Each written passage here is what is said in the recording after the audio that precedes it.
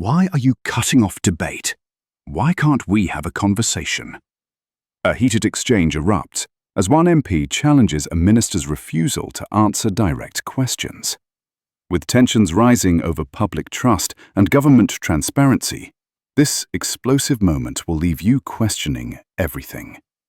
Don't forget to like the video, subscribe to the channel, and turn on notifications to stay updated. Julia, what do you make of this guidance? Well, unfortunately, the guidance is very weak. It really, it's got a very important job to do because basically, if you think about the context of this guidance, at least one generation, if not more, have been lied to over a number of years now, over 10, 15 years. Children have been taught that they might be born in their own bodies, that they might have this sort of spurious notion of a gender identity. And there have been activist groups coming into schools teaching them all kinds of totally unscientific and untrue ideas as if these things are facts. So we've done a lot of damage to our children and young people. And what this guidance should be doing is making it very, very clear and unequivocal that the children should be taught the facts about biological sex, and they should not be taught all these other spurious notions, which actually has brought in a whole raft of different forms of abuses, from breast binding, puberty blockers, terrible surgeries. Can you explain to us why do you? I'm assuming that you think children should be taught about gender ideology. Well, this is a very important subject because this is the modern day right now. And I was brought up in South Africa in the 70s, and I knew I was in the wrong body from then. And also, there's a lot of people out there that need to understand, when they become adults, that there are different people in this world. And also the LGBT community, there's also people that are hiding for instance, that they're gay. And now they have to lie just to say that they're not gay.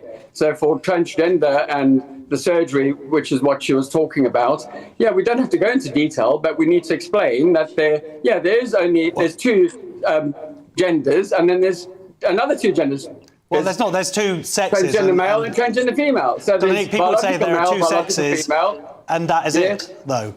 Sorry? People would say there are two sexes, and that's it. Gender is a construct. So why do they need to be taught about that? If you want to be called a sexual preference, because there's lots of different sexual preferences, I can go through a list. But with gender, I agree, there's biological male and female. But then when you change sex, now you transgender male and transgender female. So there's 4 genders. If you think about it, I've just transgendered into female because I know that psychologically I've had abuse, and what this lady's lovely saying, it's okay for me to be... It's obvious that it's impossible to change sex, and I think we have to look at the motivations of those people who are either claiming to, or who are encouraging this falsehood. Gender. I'm not changing sex. I'm changing gender.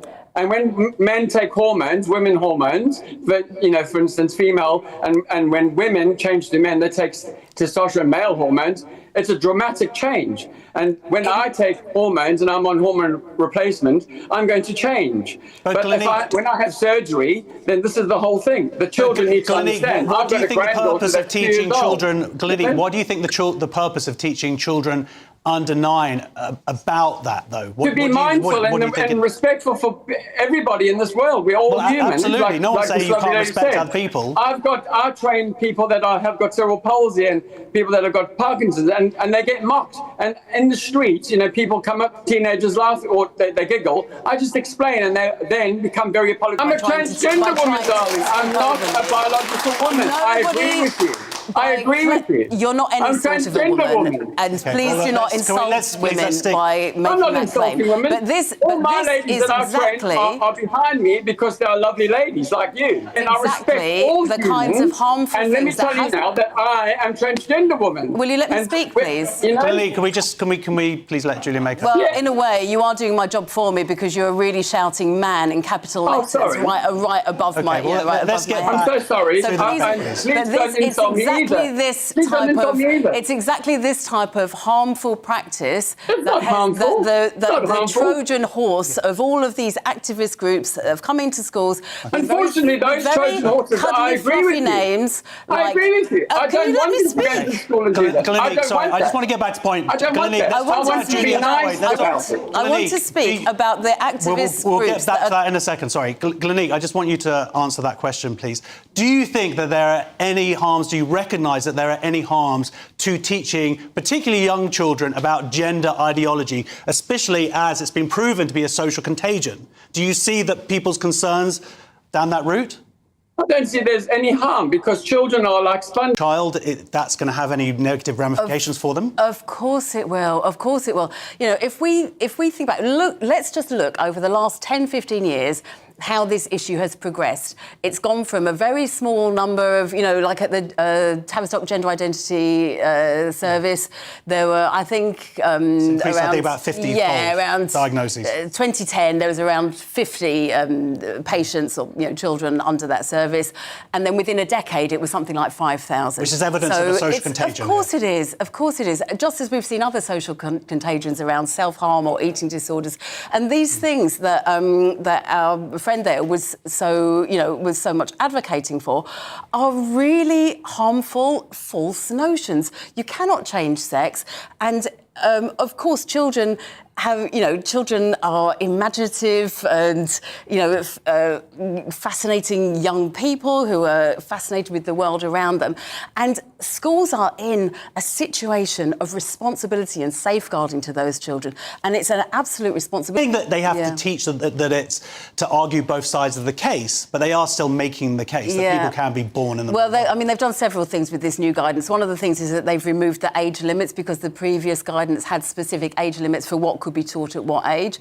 And then now I think the kind of basic guidance still stands for that, but it's not mandatory. So schools are allowed some kind of flexibility as to what they teach at which age. But as I was starting to say before, I think unfortunately a lot of schools have proved that they're not very trustworthy in knowing what is age appropriate because they've brought, from 2020 when SRHE became mandatory for schools to teach. I think a lot of schools were quite scared of it, so they brought activist groups in to basically devolve that responsibility to them.